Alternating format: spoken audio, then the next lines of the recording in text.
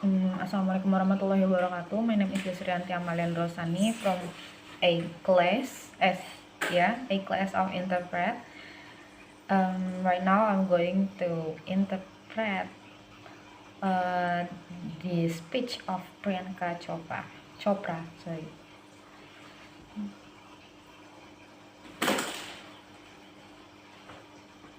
Good afternoon, and thank you, and wow, I am so privileged and so honored to be sharing this afternoon with all of you and these incredibly amazing women that are being honored today. Selamat siang dan terima kasih. Saya merasa sangat istimewa dan terhormat bisa berbagi pada siang hari ini kepada kalian semua dan kepada seluruh wanita yang luar biasa yang menjadi kehormatan hari ini.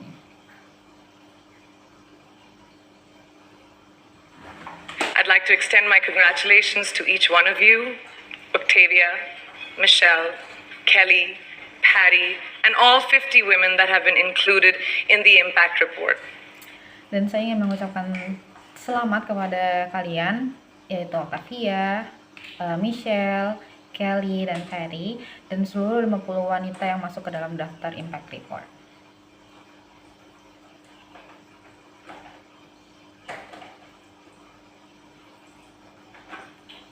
Your achievements not just inspire me, but also so many others to work harder, to be better, and to make a dent wherever we can.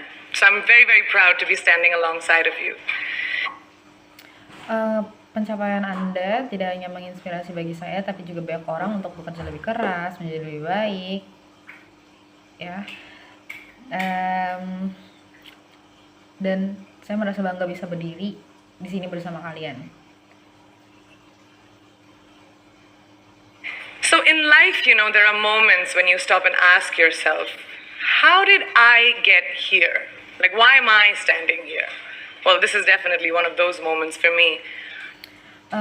Di dalam hidup ada banyak momen ketika kita berhenti dan bertanya, kenapa saya bisa sampai di sini? Kenapa bisa saya berdiri di sini? Dan itu hal yang sedang saya rasakan saat ini.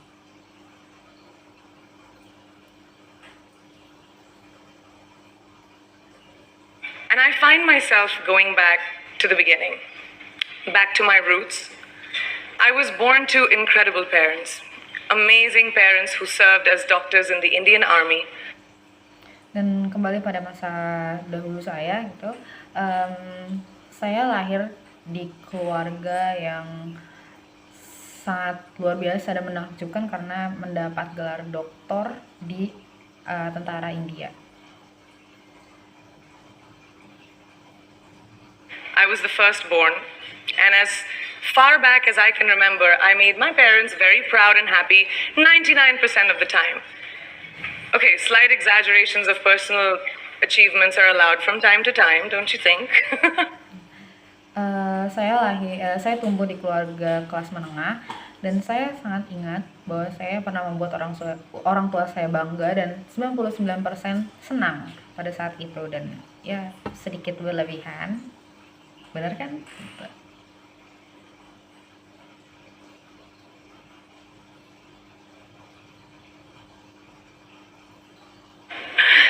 My brother was born a few years later, and even then, nothing changed for me. Adik saya lahir setelah beberapa tahun kemudian, dan bahkan setelah itu tidak ada yang berubah bagi saya.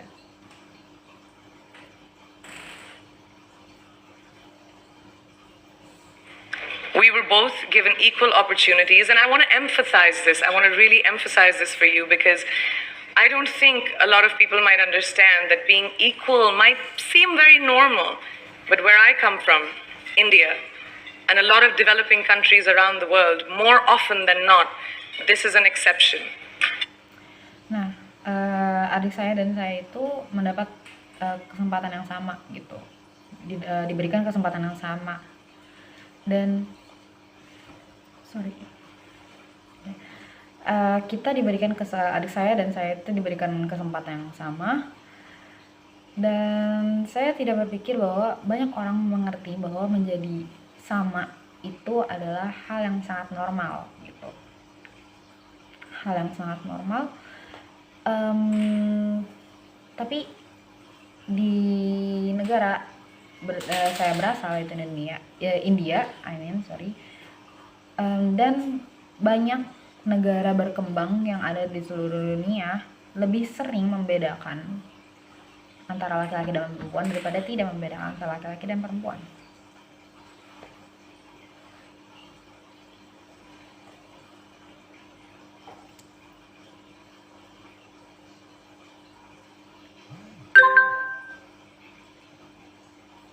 It's actually a privilege.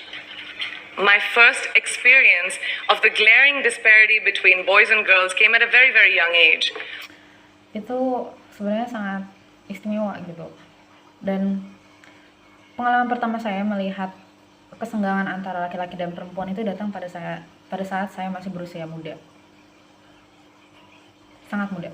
I grew up in a middle-class family with extremely philanthropic parents who constantly reminded me and my brother how lucky we were and how giving back to those who were less fortunate was not a choice. It was a way of life. Saya tumbuh di keluarga kelas menengah dan dengan orang tua yang sangat dermawan, dan mereka selalu mengingatkan betapa beruntungnya kita dan bagaimana cara kita untuk berbagi kepada orang yang tidak mampu. Itu bukan pilihan, tapi itu jalan hidup. Simple. I was 7 or 8 years old when my parents started taking me on these visits in a traveling clinic to developing communities around and villages around the city that we lived in called Bareilly. Saat itu saya berusia 7 atau 8 tahun ketika orang tua saya mengajak saya berkunjung ke klinik keliling untuk mengembangkan komunitas di sana dan pedesaan di sekitar kota, yaitu sekitar kota tempat saya berasal, yaitu Bareilly. Tempat saya tinggal yaitu Bareilly. We were packed into this ambulance and my parents would provide free medical care to people who couldn't afford it. My job at the age of 8 was assistant pharmacist. Nah, kita mengemas barang-barang.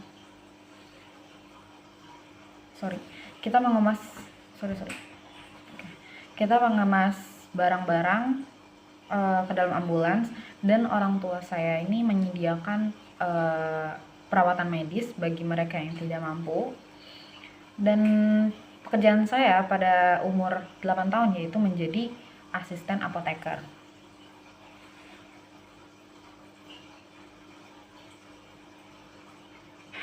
So I would count all the medicines, put them in an envelope and give it out to patients, and I really took my job very seriously. Very seriously. Saya menghitung obat-obatannya dan memasukkannya ke dalam amplop, lalu saya berikan kepada para pasien. Saya sangat serius mengerjakan pekerjaan itu gitu. But the more I went on these expeditions, the more I began to notice the simplest things that distinguished a boy from a girl or a man from a woman. Semakin jauh saya melakukan ekspedisi ini, semakin saya menotis hal sederhana yang membedakan antara perempuan dan laki-laki atau antara pria dan wanita.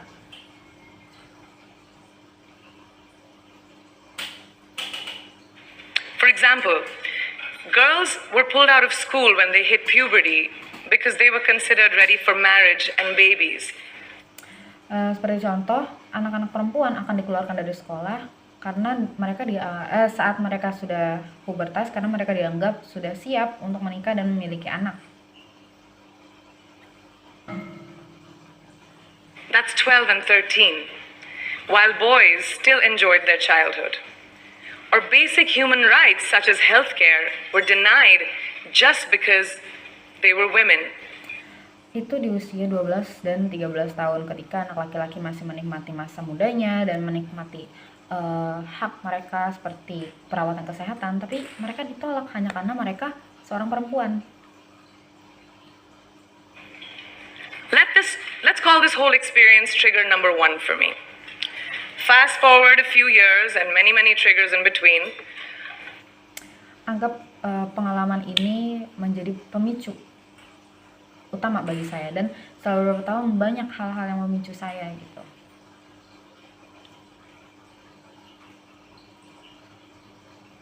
Like a producer director, for example, early on in my career, I must have been about 18 or 19, telling me that if I didn't agree to the ridiculous terms or painfully low salary in his movie, that he would just replace me.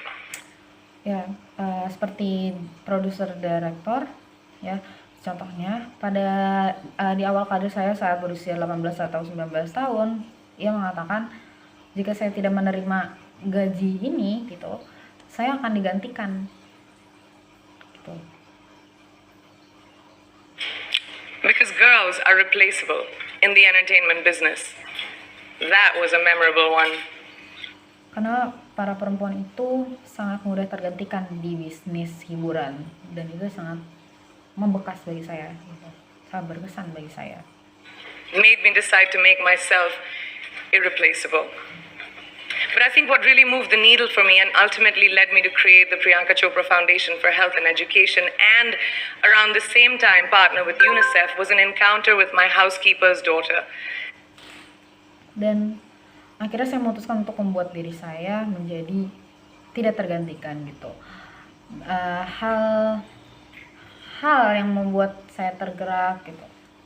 Hal yang membuat saya tergerak untuk membangun, dan itu merupakan hal yang membuat saya tergerak untuk membangun sebuah yayasan Priyanka Chopra untuk edukasi dan kesehatan yang bekerja sama dengan UNICEF.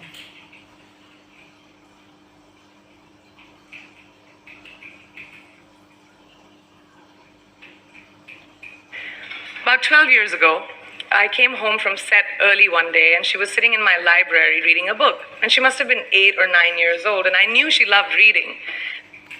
Nah, 12 tahun yang lalu ketika saya pulang lebih awal, saya melihat seorang anak perempuan sedang duduk di perpustakaan saya dan membaca buku, dan dia berusia 8 atau 9 tahun. Saya tahu dia sangat suka membaca. So I asked her, I was like, it's a weekday, why aren't you in school? And she said, oh, I don't go to school anymore. So I went and asked her mother and I said, why isn't she in school? Saya bertanya kepada anak perempuan itu, ini hari kerja, kenapa kamu tidak ke sekolah? Dan anak perempuan itu menjawab, oh saya tidak pergi ke sekolah lagi. Dan saya pergi menemui ibunya dan bertanya, kenapa anak kamu tidak pergi ke sekolah? And her mom said that her family couldn't afford to send her and her brothers to school, so they chose the boys. Nah, ibunya menjawab keluarganya itu tidak mampu mengirimkan anak perempuannya dan anak laki-lakinya pergi sekolah. Akhirnya, ia memutuskan untuk hanya mengirimkan anak laki-lakinya saja untuk pergi ke sekolah. The reason she would eventually get married and it would be a waste of money. I was completely blown and it shook me to my core.